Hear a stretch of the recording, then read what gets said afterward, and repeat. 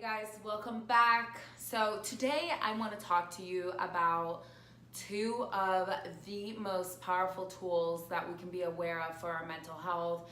These are two tools that are my personal favorite, and the awareness or learning to use them has literally changed my life. I can't imagine what my life would be like if I didn't have the awareness of intentionally using these tools on a daily basis. And what I am referring to is your breath and meditation. So I know that we hear this all the time now. It's becoming a lot more popular. I'm gonna start out with a discussion on the breath because it is the most elemental tool that we have at our disposal for regulating our mind and for regulating our body and to optimize our mental health. And it is something that we just so easily take for granted because it's always there. I mean, the moment that we don't have it, we will no longer be alive and be human. So we're definitely used to having access to our breath, and we take it for granted in the sense of not understanding how much power it can hold for helping to ground us and helping to regulate us, okay? So any of you guys that have watched my videos on anxiety know that I talk about the fight or flight response pretty regularly whenever I'm referring to anxiety. And anytime that we get dysregulated or fearful, one of the first things to go is our breath. So if you start paying attention, you're gonna notice that in stressful situations, when things happen, one of the first things that you're gonna do unconsciously is to hold your breath. Therefore, one of the first things and most important things that we can easily do to override and begin to override the fight or flight response that can happen anytime that we get scared or anytime that we get stressed is to intentionally use our breath, right? You hear this all the time, like, just breathe, just take a deep breath. And a lot of people now even get annoyed when they hear that because it's so elemental, right? Like, if you pay to go see a therapist, you drive over there, you're sitting in the office, you have anxiety, and they hit you with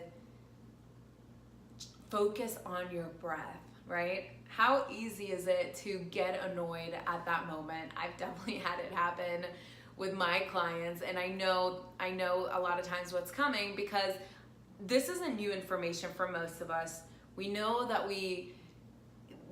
for some reason, everybody keeps telling us to regulate our breath, and the truth is that if we do take it seriously, if we do allow ourselves to stop taking it for granted, our breath is the one, I guess you would say it's the one automatic physical response, or it's the one physical response that is both automatic and that we have control over, right? So for example, our heart rate is kind of automatic. Yes, if we run, it'll go at a certain speed, but we can't get it to slow down just because we want it to, right? Our breathing happens automatically, but we can also control it. And therefore, it is the passageway through which we can directly get out of the fight or flight response. It is the passageway through which we can directly influence the relaxation response in our body. So if we want to bring ourselves back to the present moment, if we notice that we are getting caught in a spiral of thought, that we're getting caught in, just hypnotized by our thought process, which is what happens, especially when we are stressed, we have our breath to turn to. And we can do that. One of my favorite ways to use the breath to regulate ourselves is to take in a deep breath, maybe count for 2 or 3, and exhale twice as long as your inhale. And that's how we start to slow ourselves down. What happens when we do this, and this is how it's directly linked to meditation, is that the moment that we get into our breath, we are literally coming back into the present moment. We can deal with the present moment, right? Part of the reason that anxiety and depression are so debilitating is because anxiety takes us into the future and depression takes us into the past. there is nothing that we can do about the past. It has already happened. Yes, we can learn from it, but if we get stuck ruminating about it, that is so distressful, because our brain is intelligent, our system is intelligent. We know that there's nothing that we can do about it. So we feel immediately powerless when we are with our thoughts stuck in the past. And the same goes for the future. There's nothing that we can do about the future. We can plan for it, but that is very different than obsessively getting fixated on a situation that has not happened yet. Both of those scenarios exist in our mind. Both of those scenarios exist in our thoughts. Therefore, our thoughts have a tendency to jump away from the present moment and go into the future or into the past. They will go anywhere but here, into this very physical reality that is the present moment, of which we actually have the most control over, that we actually have the most access to. The very literal place where our life is actually taking place, okay? Is right here in this very physical moment, the place that our thoughts always want to take us away from. For some reason, this is how our mind likes to function, at least the verbal thought-producing part of our mind. And thoughts are very seductive.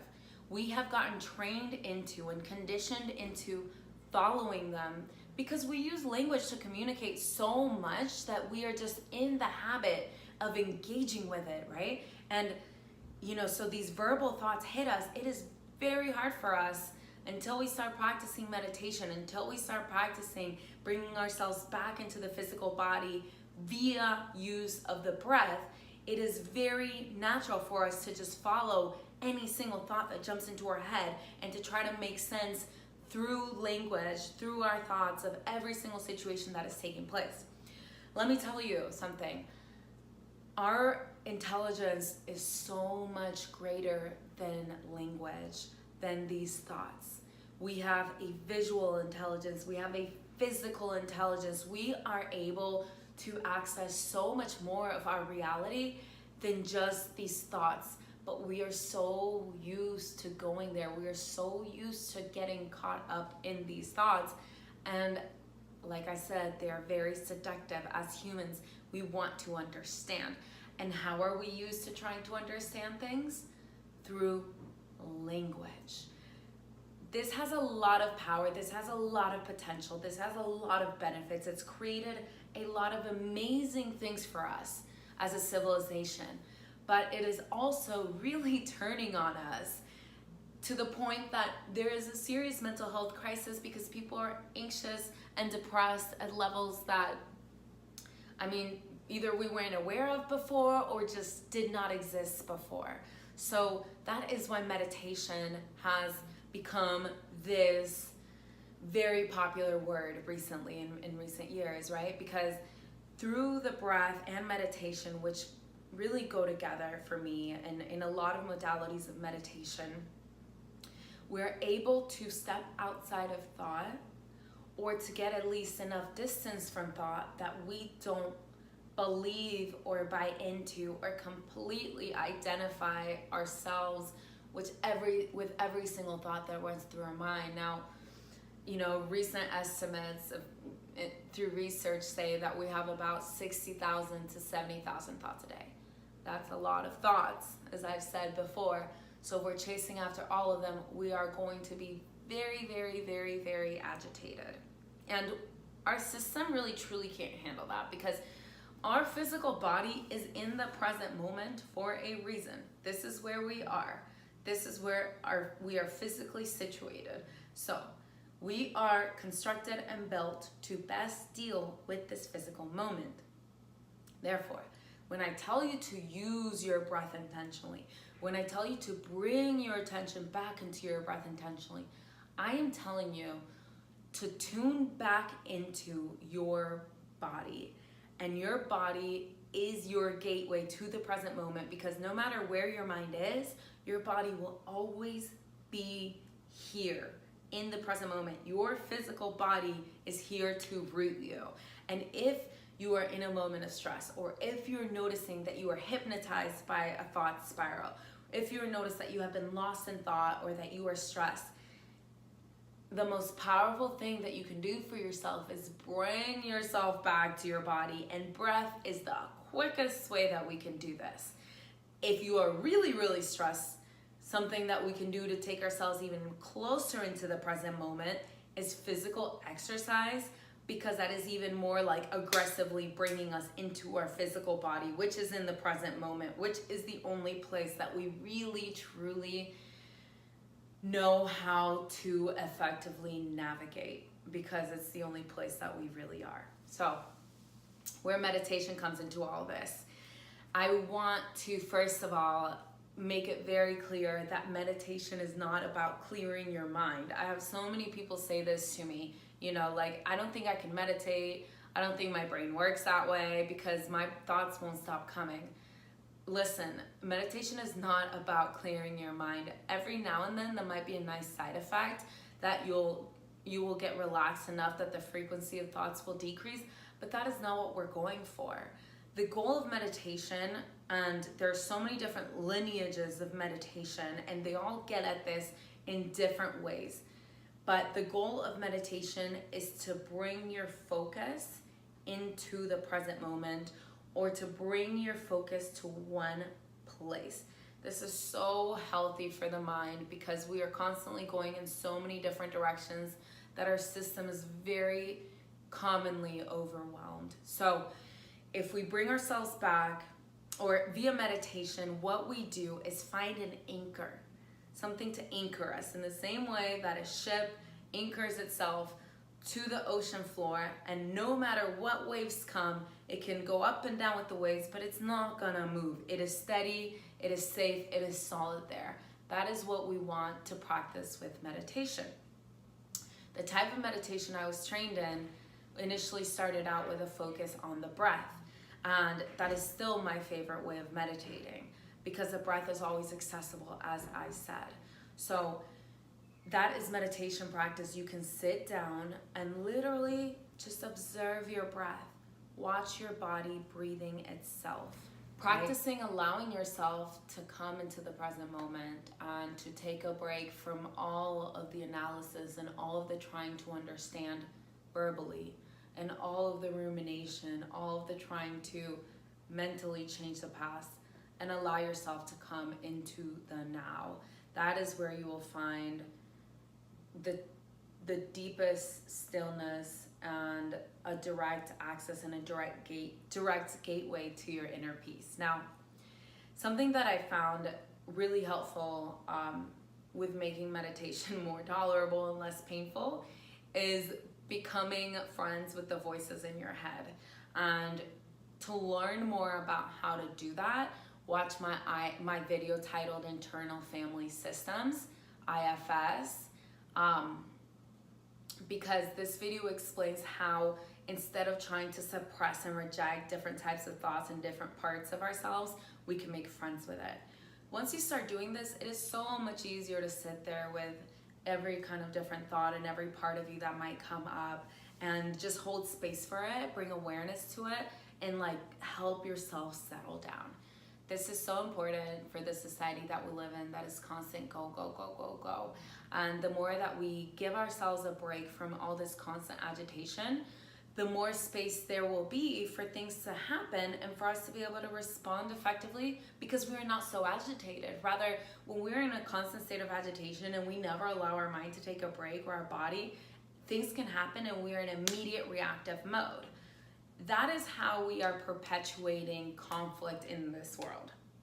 So I think one of the most important things that we can do, if we value peace, if we value love, if we value kindness, is learn to slow ourselves down. Because when we are able to slow down, we bring down our levels of agitation, and we are much better able to respond to things that happen, rather than knee-jerk react, which is often more aggressive and fearful.